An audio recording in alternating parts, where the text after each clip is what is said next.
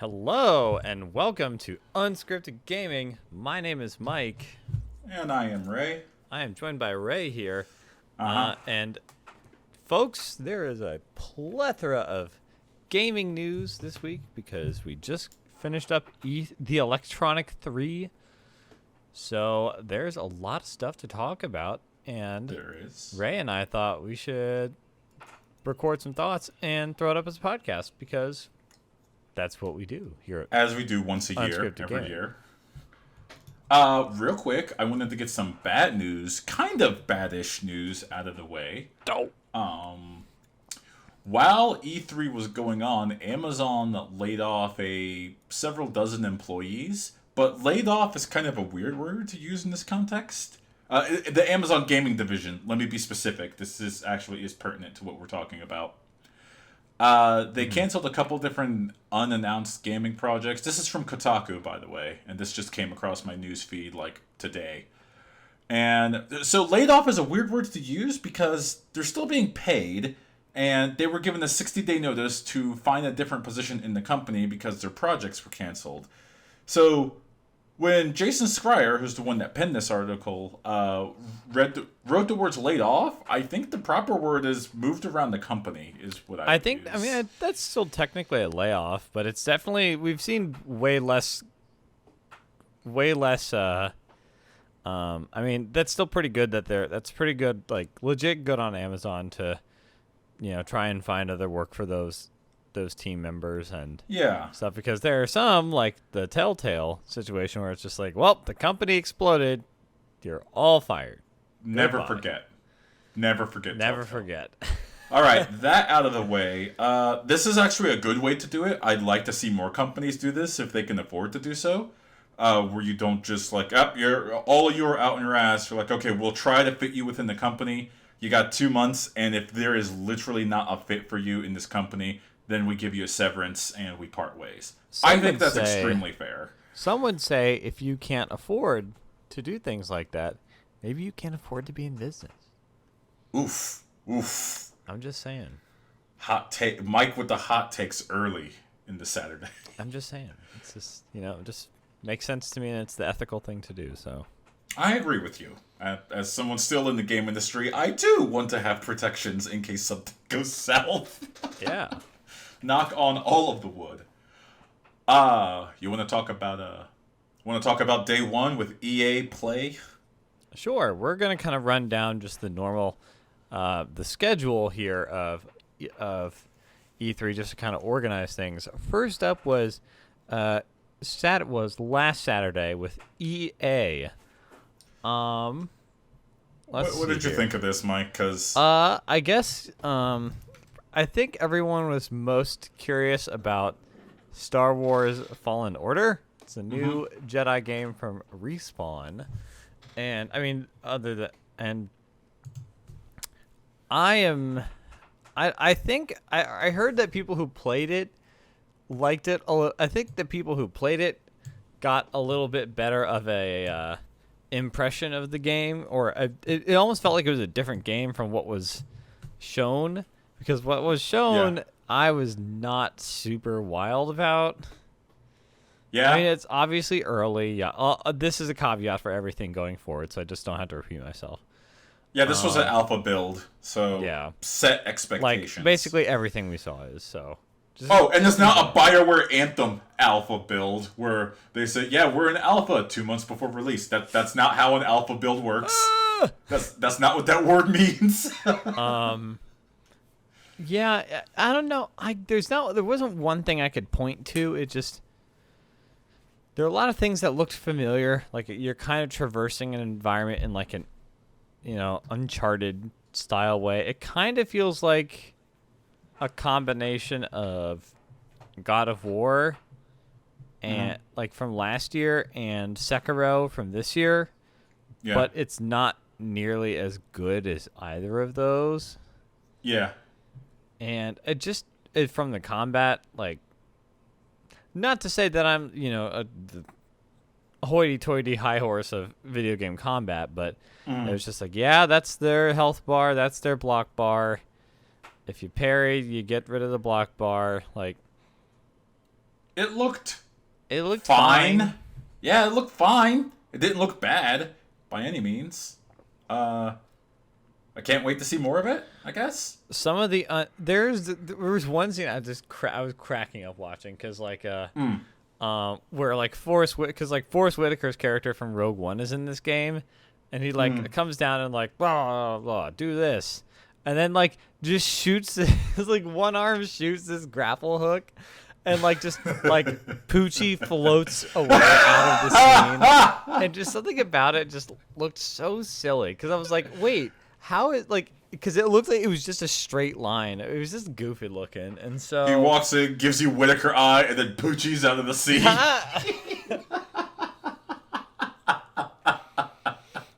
And just something about like that cutscene. Just I don't know. I'm curious to see what that game looks like.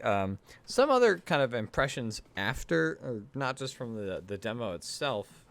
Like the trailer or like the video gameplay, but actual gameplay.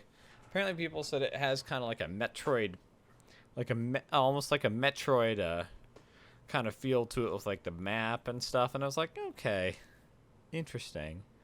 So it sounds like they're leaning very hard on like the Dark Souls thing, but just if you want a cool Star Wars game with lightsabers in it. That looks like it. But instead of lightsabers, it's samurai swords. And instead of force powers, you have ninja powers.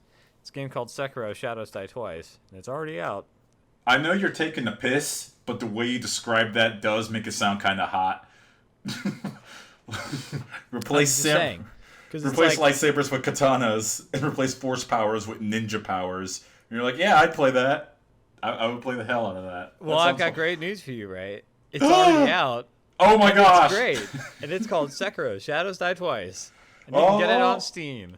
And honestly, it's probably on sale right now. So I would guarantee it. Yeah. Yeah, that's kind of what I thought about with that. I guess like the rest of EA was some Apex. There was some Apex Legends news. Did you see any of that stuff? Yeah, they announced a new character that apparently a lot of people in the community had like dug around in the code and found out about. It's Watson. It's an engineer.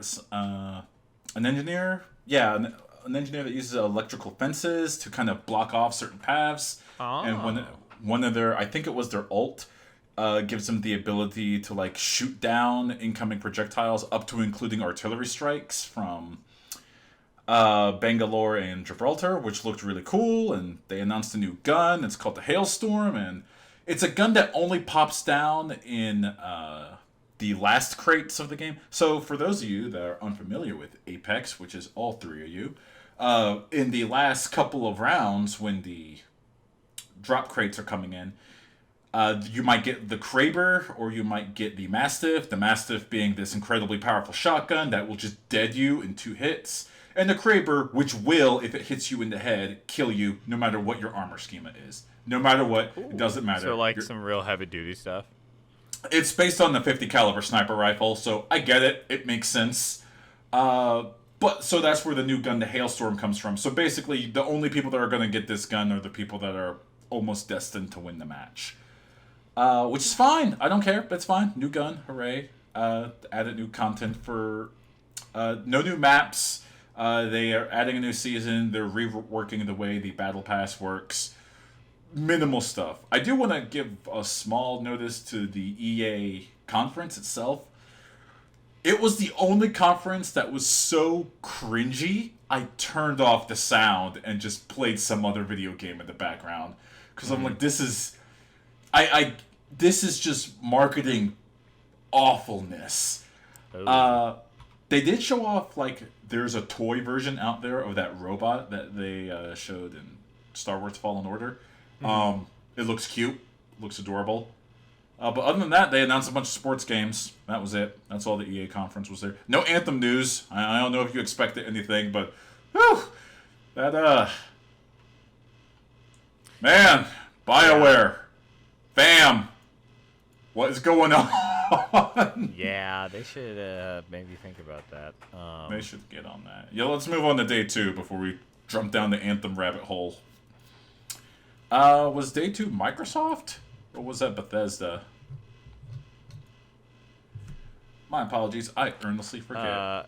Day 2 was Microsoft.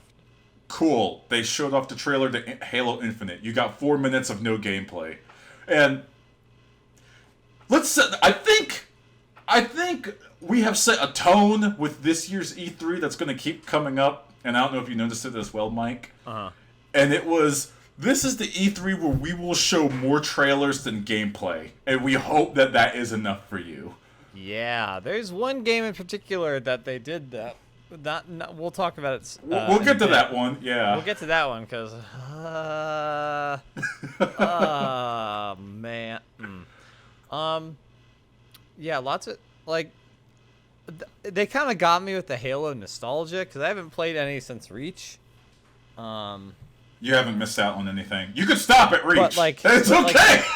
But the shield power-up sound got me. Like, the old Master Chief voice got me. And I'm like, man, I'll keep my eye on this. Okay. I may be back around for a new Halo. Sure. Why not? Yeah. Wah. Yeah, absolutely. I just wanted some gameplay of Halo Infinite. I know this sounds weird, but the reason why I bought an Xbox in 2002 was to play Halo. And that's why everyone bought an Xbox. Well, you're right, killer app. And you're right. Watching Master Chief walk out in what looked like the Mark I armor, it was like, oh, good. Now let's see what that looks like. And Chief says, no, we don't run, we fight. Oh yeah, here it goes. Yeah. And good cut the black. But oh, it's okay. Oh, you can't do that to me. Yeah, I think it sounds like Xbox was teeing up a lot of games. I think the reason why they had so many trailers was that they're teeing up a lot of these games to be like next gen, like release window. Because that's what they did. Is they just showed off a crap ton of games. I guess the big one, a couple of big ones for me. The Outer Worlds from the team that did Fallout New Vegas looks like a really kind of interesting. I really fell off the wagon hard on like RPGs like The Witcher or Fallout. Like I don't. Yeah. I fell off. I used to be really into those, and I fell off super hard. I think it's because we're in that age group where it's like it's such a time sink, and you want to get a game where you can just hit. Part of my vernacular, hit it, quit it, and then move on, something like that. Yeah, that's the thing, is because it's funny because like it's like, oh, this is a 150-hour journey, and like when I was like a kid, I'm like, oh, that sounds great, and now I'm just like, no, thank you. Oh, thank you. I'm glad I'm not the only one that feels that way. Just like the first thing I do before I buy a game is go to howlongtobeat.com and find out how much of an investment this game is going to be. Unless it's like Destiny, in which case you understand it's... But just like, what, yesterday? We played like 2 hours of Destiny, and we're good. We're solid. Yeah, I like Destiny because it's like a good balance of like, if I just want to do like one thing, I can just do that. Like, it's good to like hop in and out, but like those long RPGs, it's hard to do that. I think the thing that literally killed it for me was The Witcher 3 in that part where you're chasing Dandelion all around the country, and it's I hated it. Was so bad. But that, I think the Outer Worlds had like an interesting setting that I am curious to see. I've heard there's some really good people working on that, so I'm curious to see what that looks like. Let me you want to talk about the Project Scarlett that they popped off a little bit of news about? Yeah, because it sounds like it's the working type. It's like the code development name for the new Xbox coming in 2020. It sounds like spec wise it's pretty similar to. We'll need Josh for the true tech minute here. Yep. But it sounds like spec wise that it's pretty similar to the PS5 in that it's going to have a stock solid state drive. And honestly, I think that's like like we said with the PS5 stuff, I think that's probably that's super exciting just because solid state drives are great, and B, I'm also really curious to see like what developers will do when they know everyone in the install base has a solid state drive. Like, how does that change how they build games? Yeah. That's like a brief tangent. That's kind of why I don't think like why Google Stadia isn't really on my radar at all, because it's just a way for me to stream games that I can already play, which is like I'm not their target for that, but like the thing that would get someone like me or like you or Josh to get into Stadia would be at least, I'm not speak for Josh, but like, I mean, because they have all this computing power, and then they're streaming it out to you. Like, they need to. There are things that they can do that are completely different from any other. Like, the exclusive. I want to see a Stadia game that is exclusive to Stadia because it cannot be. It's something that can't be replicated on an Xbox or PC, or just like a single PSC or PS4. Like, I don't know if that's possible. But like that would be the most interesting. I feel like there's just not to say that they're like not using their imagination, but it's just like we could stream you video of a game. I'm like, that's cool. But like, I hope you're thinking about ways to set yourself apart from I don't know. It like just feels like they're not like. It feels like I feel like really smart people could do something that could not be done anywhere else with how Stadia is like a streaming thing. And actually, while we're talking about Stadia, can we just quickly divert, like spend 2 minutes, maybe 3, asking who is the target market for Google Stadia? Because it's no one I work with. It's no one I know or hang out with.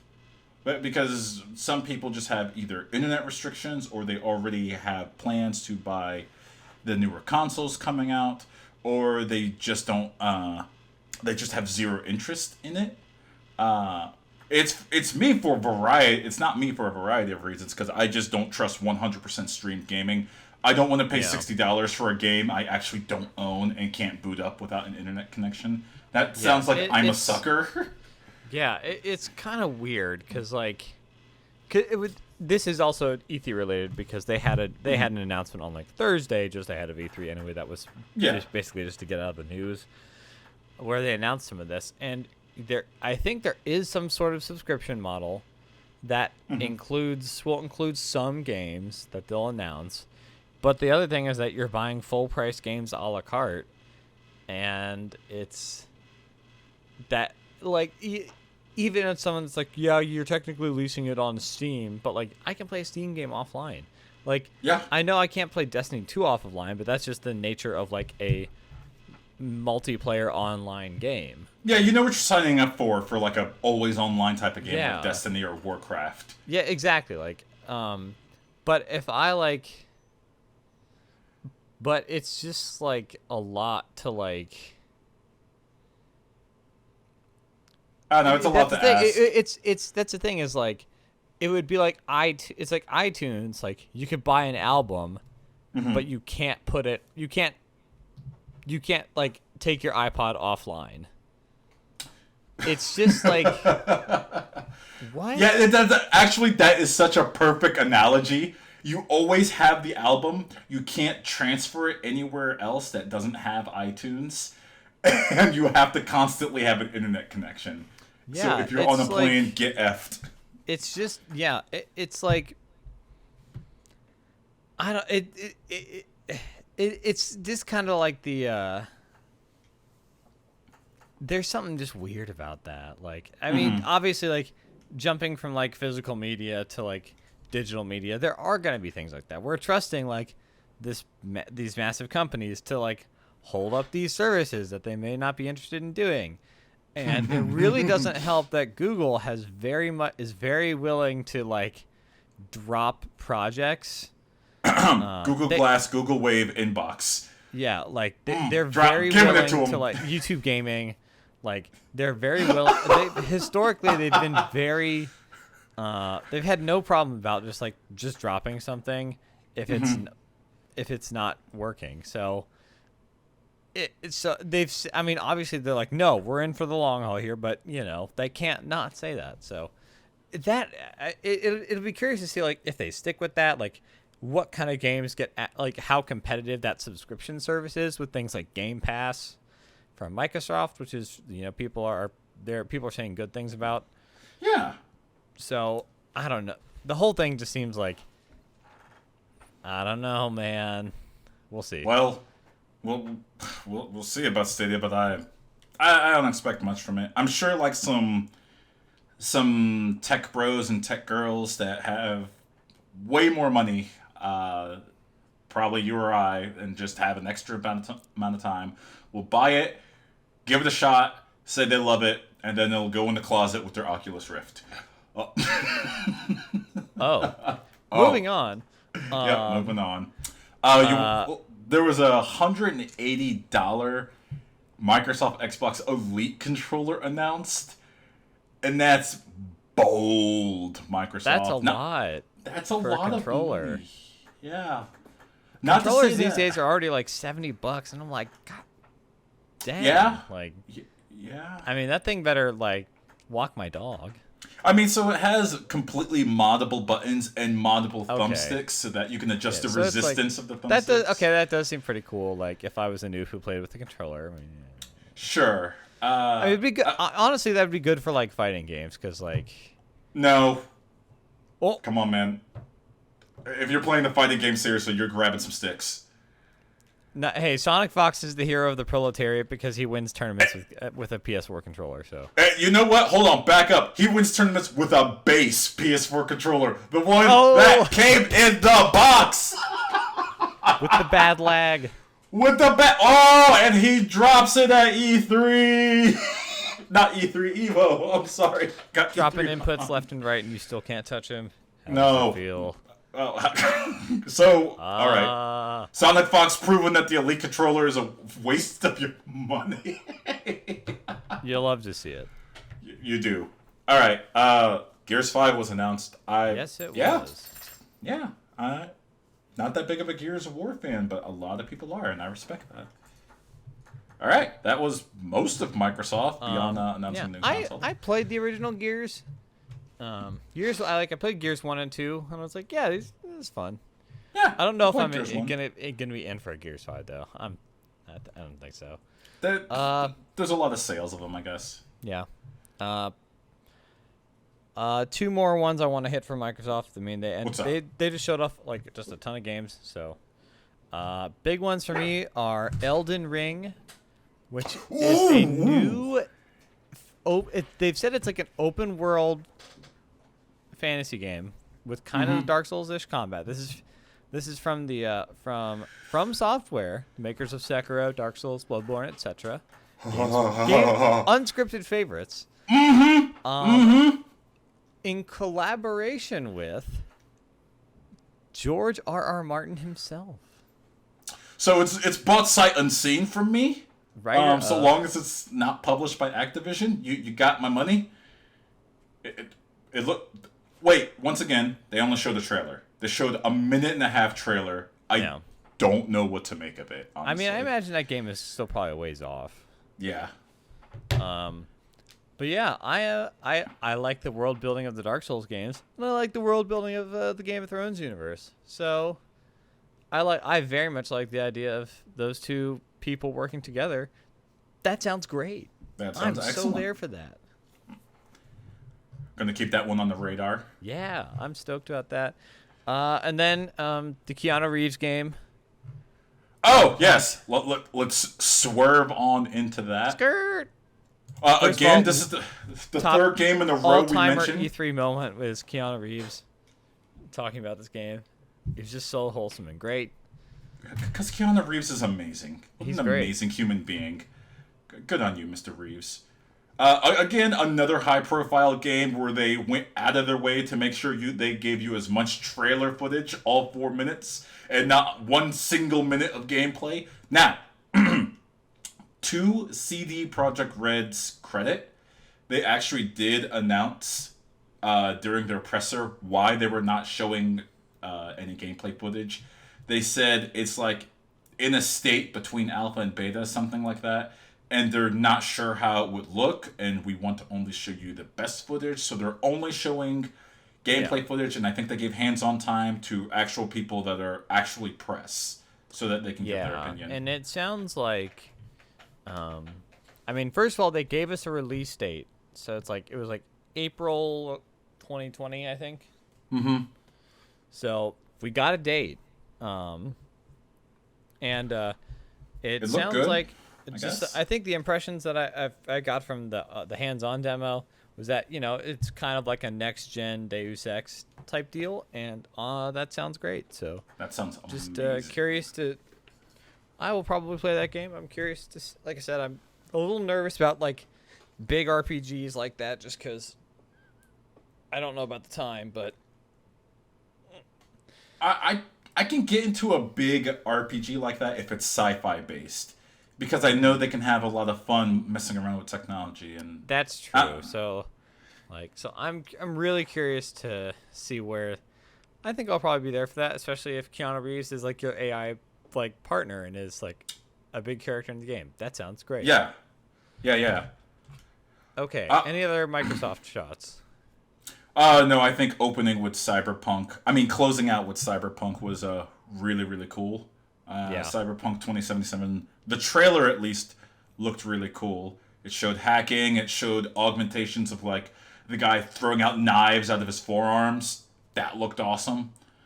It showed that their HUD is built into everyone's eyes. I thought that was cool.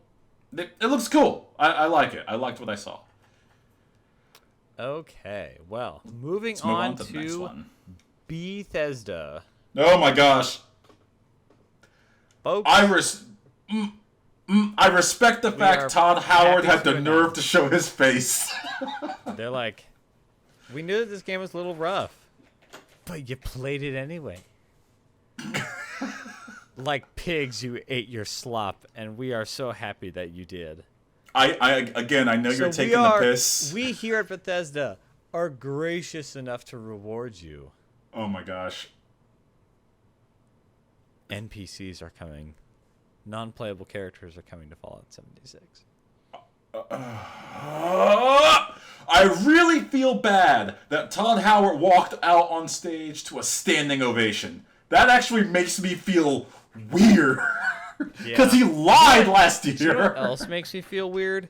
What? Watching stuff about Fallout 76 adding like a, what do you call it? Adding like a battle royale mode. Mm-hmm. Especially like after watching Chernobyl, I'm like, I know these things are two very different things. Mm-hmm. But man, the Fallout games have really changed. Like, remember like the horror of like nuclear like obliteration and the horrors of something that we do not, understand when mankind gets reckless and we suffer consequences for it. And and Fallout 76 is just not at all interested in engaging in that in any way, and that's fine, but it feels a little weird. I am still shocked. Also, as you just said earlier, Pete Hines had the nerve to show his face and say, we're adding NPCs. Like, why is this news? Oh my gosh, why are you people clapping? It was very funny. You want to talk about that guy in the audience that kept cheering at every damn thing they said? No, I don't, actually. Okay, let's ignore him, please.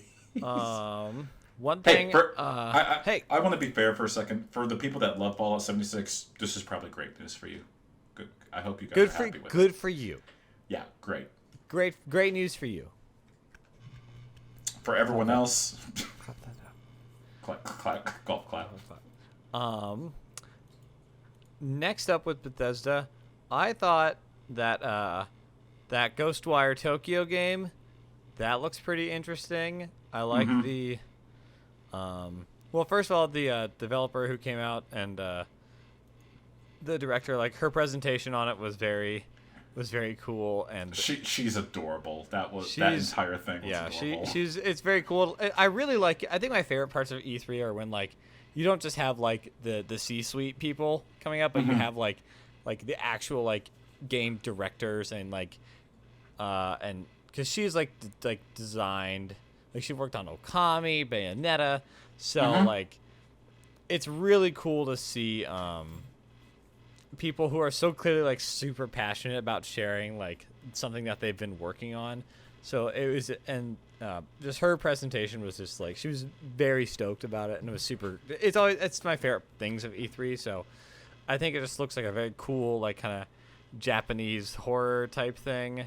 Yeah. So I am super there to see what I think that is a very cool looking game. That trailer was really dope. Ghostwire, right? Ghostwire Tokyo. Yeah, I'll have footage of these games running in the background, by the way, for those of you watching the YouTube version of this. For those of you listening that are curious what we're talking about, go to the YouTube version at Unscripted Podcast at youtube.com. Just type that in. Sorry, plug. Go ahead. Yeah, so I'm super interested in seeing what that is. We got some new Wolfenstein. Was that co-op? I think so. Okay. That's cool. I don't know how much to say about that. I know it's just another trailer, but Deathloop, a new game from Arcane Studios, makers of Dishonored 1 and 2, which are some of my favorite games. I'm super stoked to see what that is. They've got some kind of, I don't know if it's like a weird, like, persistent, I'm curious. I feel like their pitch could translate into a really interesting and really different kind of game. Yeah. Like it almost seems like it's kind of like a roguelike kind of thing where you have to like complete objectives, but you're constantly being hunted by this other player, whether that's like a real person or the game or something. I think that pitch is very interesting. And that was a very snazzy and stylish trailer, which means it will obviously be a snazzy and stylish game, and that there's no difference between games and trailers. So there we go. There never is. Great. Ever. I'm sold. You want to talk about the big boy that Bethesda rolled out? Man. Some of that Doom Eternal? I had kind of forgotten how good that most recent Doom was, and then I saw Doom Eternal, and I'm like, oh yeah, that game was amazing. There's that GIF I shared with you and Josh of Doom Marine loading himself into a acceleration cannon, a Gauss cannon. He's like, move that round out of the way. I'm firing myself at the demons. Yeah, just weird stuff. I'm super stoked to see, like, I feel like an underrated thing about that first Doom is how funny it is. Like, it's not like a comedy, but they know that the like Doom guy is ridiculous. It just like in his reckless disregard for anything is very funny. And so I had just hoped that they like can continue to do more of that stuff, because like when he I'm just trying to think of there are just so many great examples of it when he's like, hey, don't break this, and he's like, I love that. Oh, you're talking about when he's like grabbing those little reactor cores, the arcane reactor cores. Just like, yes. I love the last one, the third one, where he's about to kick it again, and Samuel Hardin says, listen, I know that's demon energy there, but if you destroy that, you set humanity back to square one. And you see him almost think about it, and then he punches it. Demon stuff. It's great. I hope they do more of that. Did you know in Doom Eternal, and I didn't know this until I tried to get an achievement, each demon has at minimum 4 different kill animations, as in when you do your like your glory kill animation. One of them with like, I forget the name of the demon, it's the one that walks around with a gun. Doom Marine picks up, kicks their leg so hard it separates at the kneecap, and then beats them over the head with it. Yeah, I just hope we get more of that stuff. So like that first game like felt so good. Yes. They just more of it sounds great. Also, this sounds weird. I'm curious to see where the storyline goes in Doom Eternal, because the storyline in Doom wasn't bad. Yeah. It's kind of cool. All right. Yeah. Okay, moving on. Let's see here. Was it Square Enix next? It was Square Enix or Ubisoft for our next ones. We can skip Ubisoft. Yeah, honestly, I like the idea of Watch Dogs Legion. Mm-hmm. It kind of I am curious to see how far they can go with like there's no protagonist, you can play as anyone's system. There's a game that I really like. What's it called? I play it on Steam here. What is it? It's not. It's called Heat Signature. Oh, I know what you're talking about. Yeah. And it like, I really like because each of the characters has like kind of a weird like generated own story. Like, oh, my personal mission is to like get back at this guy for killing my brother. And then like you have to do missions to kind of get them to complete their personal mission. Mm-hmm. And it kind of feels cool to like kind of build up the little story on your own and like how they like play differently from other people. So I am curious to see how. I think it's really interesting to like see that kind of idea applied to like a big AAA game. Like I think there's a really interesting kind of potential there. Mm-hmm. With like how you kind of like with how you like tell your own story through your own character and like get attached to one character and then something happens and then it makes you really want to go to like try and rescue them or like get them out of jail or something like. So I think that I like the pitch. Did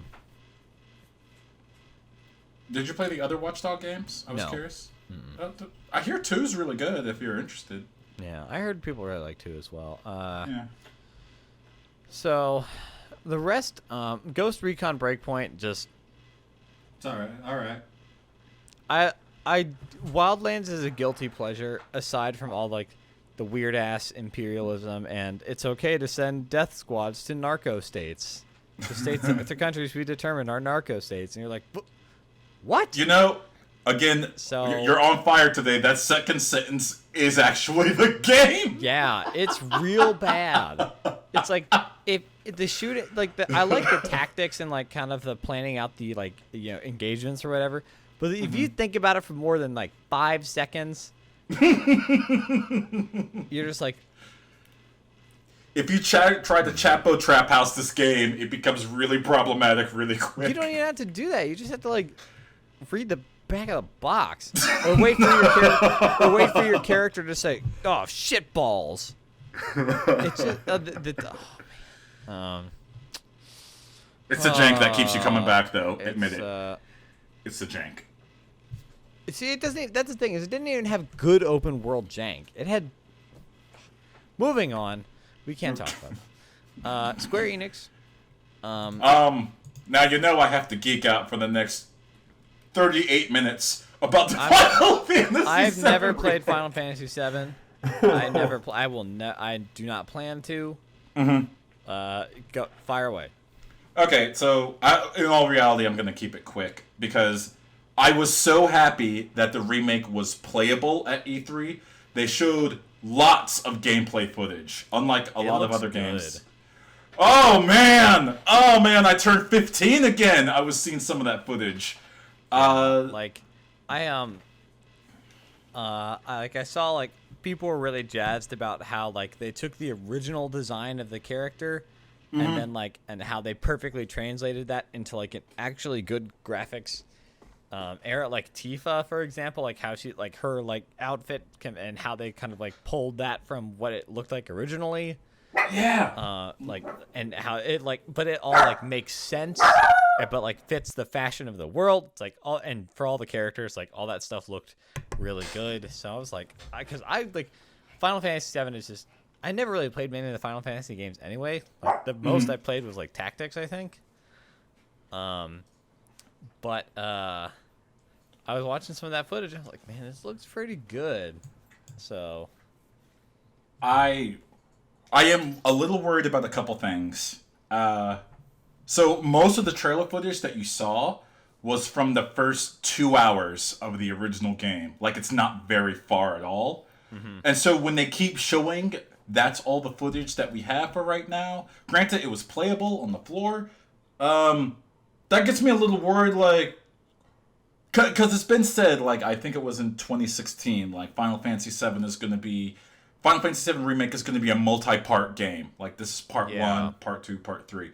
Alright, how long is part 1 going to be? Because you're scaring me when all you show is the Midgar reactor sector, which is the start of the game. If you keep showing me that, I'm getting a little gun-shy. I get the sense that they're going to, like, almost, like,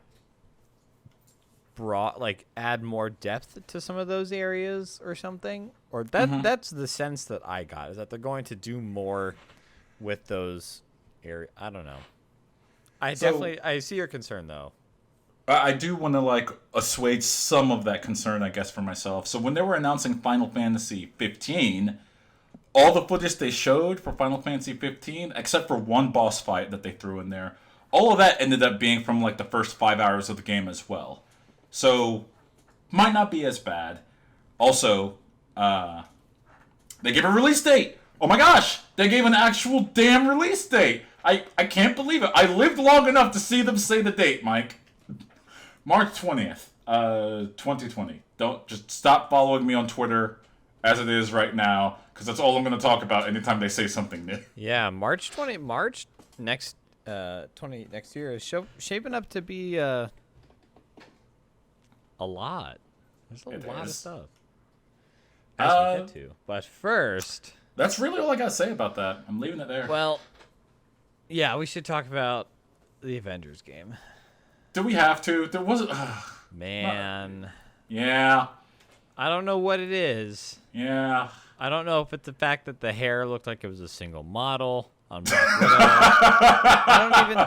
I don't even think it's like uncanny, like Valley with like the MCU actors, because the Peter Parker in the SpiderMan game doesn't look like anybody. But that was fine. That's fair. But man, the trailer, I don't know if anybody got to play it, but like that trailer Apparently it was playable on the showroom floor. I am not really sure what to think about that, especially if it's coming a year from now. Give them time. And they've got all the big voice actors. Like, you got your Troy Baker, your Nolan North, but man, I don't know. I was not super. It just, we didn't. I feel like we saw the first mission. That's what we saw. Like, we saw the tutorial. Yeah. But I just unimpressed. I just am not super jazzed about. And that's fine. Maybe it'll get better in like a year from now. But it did not look like the most impressive. Yeah. I can't put my finger on a single thing. Like I don't know what it's just like a lot of little things just make me think like, it's like, well, that looks like a button mash. That looks like a quick time, like a cutscene, quick time event. That looks like a quick time event. Like, let me hit you with the two-piece. While we're talking about the Marvel game, the Switch announced Ultimate Alliance, which looked great because the Ultimate Alliance games are so freaking fun. Yeah, and that roster looks huge, which is it's looking nice. It's looking nice compared to. I don't want to get into a faux pissing match between Marvel Avengers and Ultimate Alliance. But if I had to choose between the two, I'm going with the franchise that I know already. Right now, I think that's definitely the safe bet. I would agree. Yeah. And speaking of Ultimate Alliance, since that is a Nintendo Switch exclusive, why don't we move on to the last big show, which was Nintendo's Direct. Nintendo knows, and they've just figured out how to do an E3. And Direct. they crushed it. Yes. Because they announced a couple exciting new characters for Smash Bros. You got the Dragon Quest heroes, which is kind of cool. Yeah. You got Banjo-Kazooie. Yeah, it finally happened. Like, that trailer was so good because it was like a redo of the King K. Rool trailer. Which makes sense because they're all from the Rare games, and it's like Banjo is raring to go. Just a great it was real good. Let's see here. We got Luigi's Mansion 3. I really like Luigi's Mansion. Yeah. I am not a fan of GUIG. There's some problems with that. That name is problematic. I feel like a pervert every time I talk about Luigi. See, there's this. Go see this great clown. He will cheer you up and make you feel better. But doctor, I am a Luigi. Oh no! But yeah, so I am deeply disturbed by the concept of GUIG.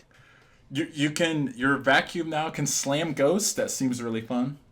That seems great. It's funny. It's just slapping the shit out of ghosts. Yeah, he doesn't seem as scared of ghosts if he's body slamming them into other ghosts. That's great. Like, I think people really sleep on that first one, because I still remember when we first got a GameCube. That was the first game I had, and the close up of Luigi opening the door to hide the load. I was like, video games will never surpass this. This is the most graphics possible. We have peaked. I have seen into the eye of God, and it is Luigi opening a door. With his cold breath coming out of his mouth. But now it's GUIG, and everything feels forsaken and wrong. He has forsaken us. You're a fan of Fire Emblem, right? Sure am. You see that trailer for Fire Emblem Three Houses? Sure did. Yeah. I bounced off of Fire Emblem Birthright, but yeah, Birthright is pretty good. But I played a lot of Awakening. Oh, Awakening is Awakening is the kind of game, if you're not careful, you can lose just an entire day, just boop, and you're just what happened? I may have done everything possible in Awakening. I kind of love that game. Especially when you get the kid Morgan and your kid, and they're just incredibly overpowered and just can just destroy people. It is so fun. Yes. Want to say about more Fire Emblem? That sounds good. Yes. There is the Panzer Dragoon remake. That's wild. That is nuts. I love it though. Is the Switch just a portable Dreamcast? Don't give me. Oh my gosh, we forgot to cover this. This was covered in. This was covered also part of the Switch. Phantasy Star Online 2. Whoa. Oh shit! I remember one of my first online experiences was playing the Phantasy Star Online demo, the free one, and just doing that over and over. And I'm like, this is so cool. They're like, oh, there are people in this place, and they're fighting the same guys with their energy sword too. Yes. And that coming on Switch, I was just like, man. Me and my boy Kevin, when we were roommates, we dumped easily 300 hours into that game when it was on GameCube, when it was GameCube split screen. Oh my gosh. And he sent me a note on Facebook, and he's like, are you in? I'm like, oh, you already know. You already know. We're not playing around. That is a day one. I've been waiting for Phantasy Star Online 2 to come to the United States since it was in Japan back in 2013, 2014. But this is it, and it's going to be portable. This is the best timeline. Well, it's very good. This is a good one. Excited. Next up, Nintendo really just had everything. Like Oh, they did. let me see here. What else? Yeah, Breath of they the showed Wild off. 2? Ooh. They got some. Yeah, No More Heroes 3. Ooh, how did I forget that? That first game is such a weird but really cool thing. So more of that sounds good. I'm down for that. I am very down for that. Breath of the Wild 2, they showed a 30-second trailer. A Breath of the Wild sequel. Confirmed. And that was it. They showed a 30-second to me trailer that now, said, "We are please. working on Breath of the Wild 2." Give me now. Have. Yes. Yeah, yes, please. I bet that's probably a next year, like next winter, fall. You think of 2020 next year? Yeah, because it'll have been 3 years since, because Breath of the Wild was spring 2017, so that's a fall 2020. I think that kind of lines up for a sequel. Yeah. Okay. I buy that. Yeah. Yeah. That's a good holiday gift. Yeah. Then what else we got? Mario Maker 2. They got a couple other Zelda games. You got Cadence of Hyrule. Oh yeah, that's on my Switch now. Oh, you'll have to let us know. You should let me know if it's good or not, because I'm curious about it. Do you like rhythm games? Yes. Do you like roguelites? Yes. Then go buy it now. It's got great music. Okay. It's Zelda based. It's a roguelite rhythm game. Uh-huh. And it's a dungeon crawler. It's Uh-huh. your movement and your attacks are based on you button pressing with the timing of the music. Oh my god, why So it's like dun dun click click dun dun dun dun click click dun dun dun click click dun dun dun click. Oh, it's fun. It's fun. Oh, well, okay. You need to go get up on that and lose a couple hours to that. Got that Link's Awakening remake? That looks adorable. That looks adorable and great. I never played that one, so I'm super stoked about that. What? Yeah, you should give that a shot. And then probably we got some Contra games coming. Oh yeah, Konami decided to be a video game company for a little bit. It's like, oh yeah, we should stop being a health club and release video games.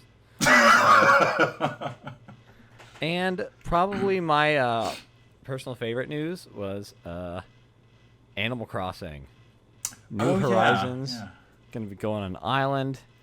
Gonna build a little town and do Animal Crossing stuff. Push to March 2020, but that looks great. The apples stack automatically. I have not played enough Animal Crossing to know if that's a good thing or This not. is a god beam. It is. It's hard to put into words just how.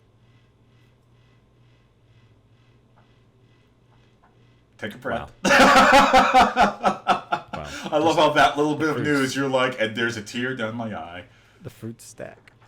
I love how the new CEO. Automatically. Oh, what? He's not the. Well, I guess he's the president of Nintendo of America now. Why he announced why Animal Crossing is getting delayed, and he said it's because we don't want to crunch our workers to release it out next year, and I think that's a really solid reason. And Yeah. Part of me is also like, what if it was always going to be? Yeah. Part of me is very like a very cynical consumerist. Mike is like, you would say that could take that for a free PR spin, and yeah, sure. I mean, I appreciate the sentiment, but I just easy for them to say. Let's also be like really real here. Nintendo is not the company that's known for releasing just trash products and has never ever thought twice about delaying a game for quality. I can't think of a Zelda game that hasn't been delayed at least half a year. Yeah, that's the thing is like, because that's why I do honestly believe them, just because if the things that Nintendo does, I guess, don't make sense if they have a huge crunch culture that is. I mean, they may work too much. Yeah. But I feel like just it feels like the management are very willing to give more time to a project that needs it. Yep. Like, especially with something like Metroid Prime 4. Like, a lot of times, like, a lot of like, maybe, like, a lot of companies would just, like, just ship, like, just crunch it out the door and then just take the L. But, like, it's cool to see them doing that. I respect it. It is. You forgot to mention, there actually was a lot of gameplay footage for this, and it was playable. Mario Maker 2! That's out, like... Isn't that out, like, any minute now? Like, really soon, yeah. There's a lot of issues with Mario Maker 2. Like, the game looks great, but I don't like how you can't just automatically share your levels with people on your friends list. And I don't like how you can't just hop in and co-op with your friends, though co-op is a feature in the game. There's a lot of, like, Nintendo still doesn't understand the way the internet works types of things wrong with Mario Maker 2. But the game itself looks perfectly good. It looks like a good step up from the first Mario Maker. Yeah, I'm very curious to get back into that because I like Mario Maker. So, but as far as E3 takeaways, I think we covered a pretty good amount of ground. I think that. There was one last surprise game that came out of nowhere. And one more thing. Dragon Ball Z Kakarot. Did you get a look at any of that? No. Is it like a RP? What is it? Is it? How's the fighting? What's it look like? Okay, it looks like a mix between Budokai and Fighter Z. Okay, the art style is ripped straight from Fighter Z. Like it's almost the exact same models, and you know what? There is nothing wrong with that, because Fighter Z has peak models. The Fighter Z art is like perfect. So yes, it is an adventure game presented in a 3D space. It looked like it's an action adventure game where you're playing as Goku, like going through life from the beginning of Dragon Ball Z, from like the Saiyan Saga and stuff. Yeah, it goes through the Saiyan Saga all the way up to the end of the Frieza Saga, it looks like.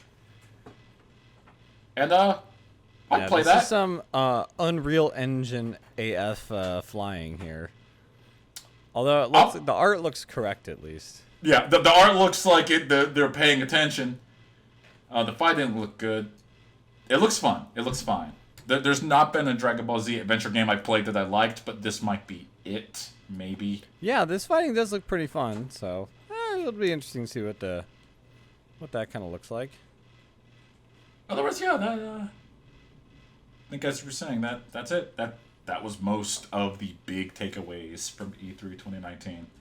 Yeah, and I think there's definitely a lot to look forward to. I think especially like Nintendo put out a flex graphic, if you will, of just all the stuff that they've got coming up, and there's lots of cool things coming to the Switch. There are already lots of cool things on the Switch, but just a very exciting slate there. And by the way, Sony didn't show up, and